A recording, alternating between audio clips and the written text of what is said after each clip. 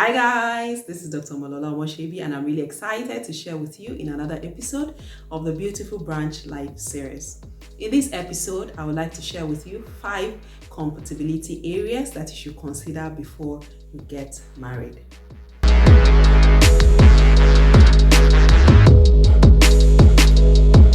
As a counselor and having had to interact with quite a number of people over the years, I can tell you categorically that some of the problems that people have in their marriages could have been resolved if they had taken the right step prior getting married.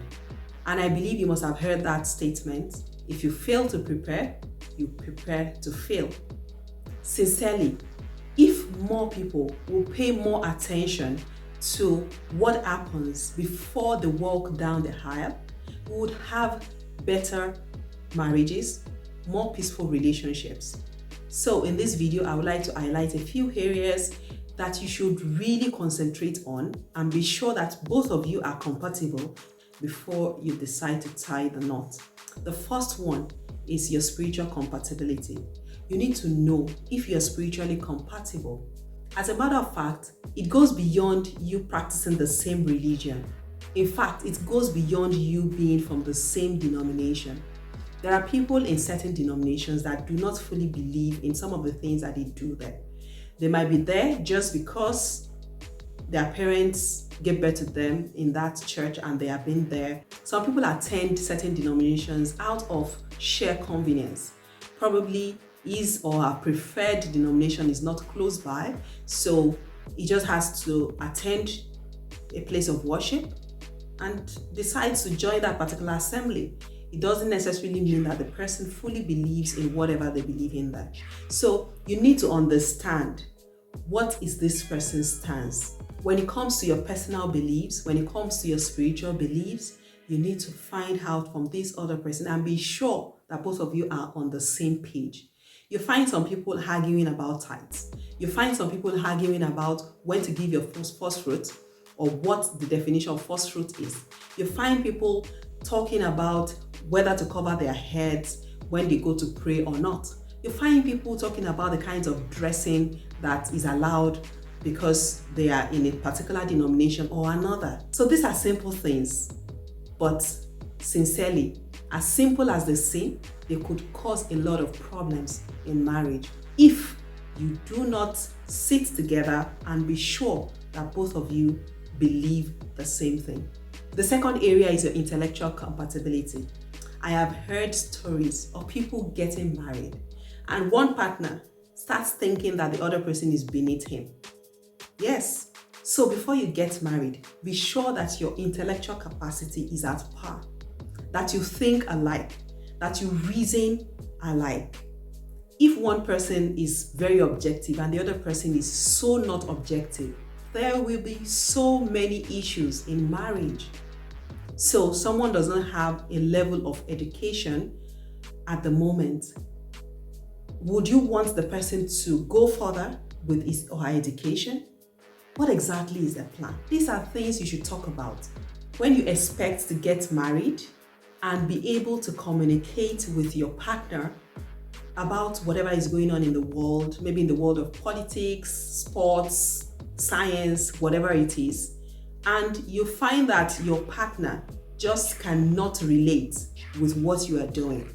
There might be problems. So these are areas to look out for. It's very critical.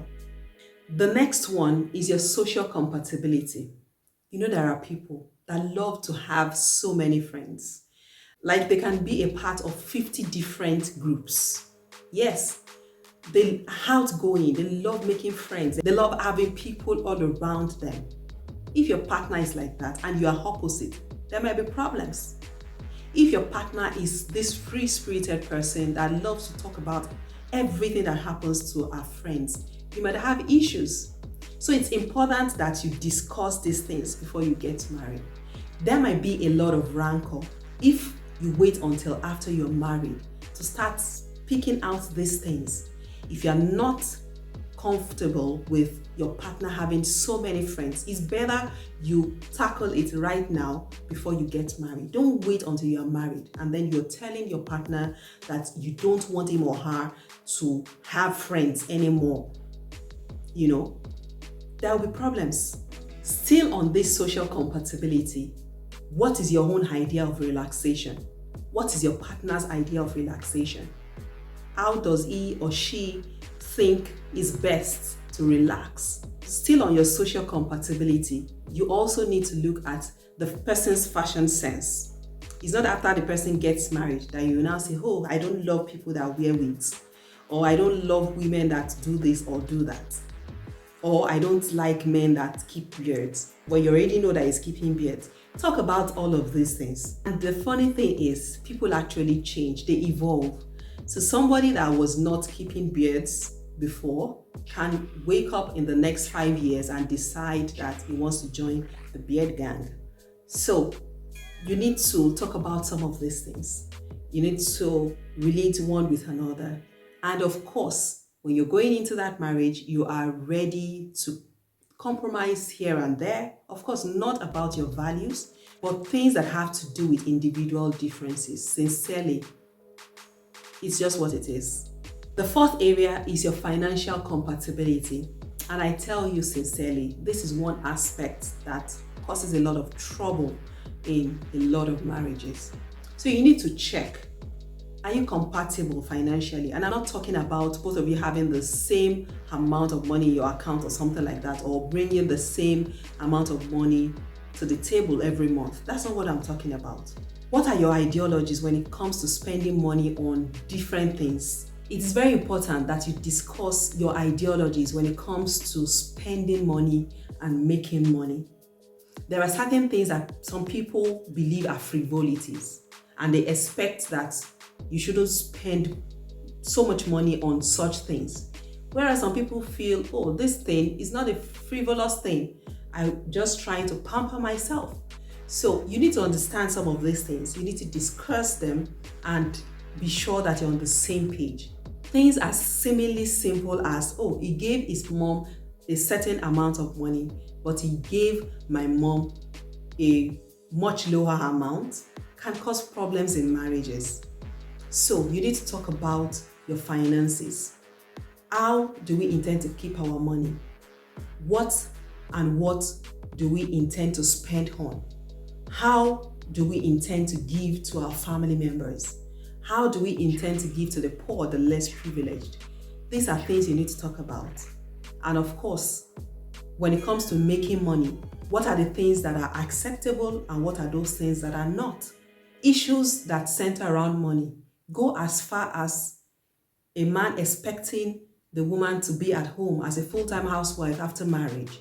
These are things that should be discussed. Money, very critical.